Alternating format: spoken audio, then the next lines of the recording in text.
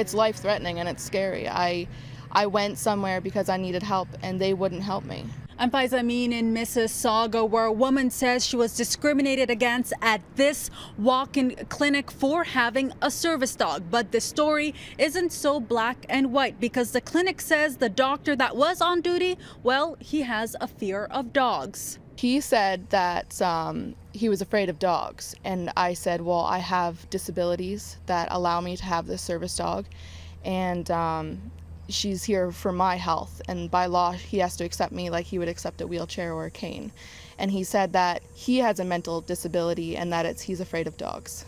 That's what Christine Coots, who lives with epilepsy, anxiety disorders, and is blind in one eye, claims happened when she visited MCI, the doctor's office at Mississauga West, with her service dog Autumn yesterday after experiencing severe back pain and difficulty breathing.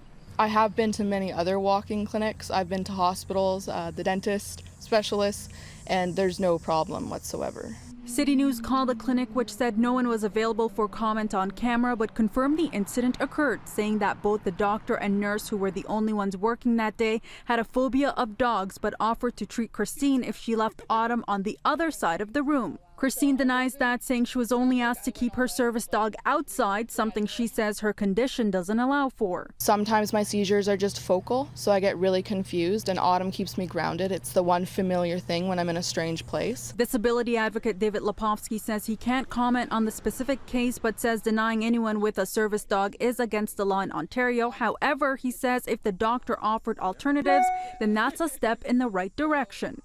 The questions that would ask is, what did the service provider do, if anything, to ensure that their clients or patients' medical needs would be met, and would be met immediately and without disruption.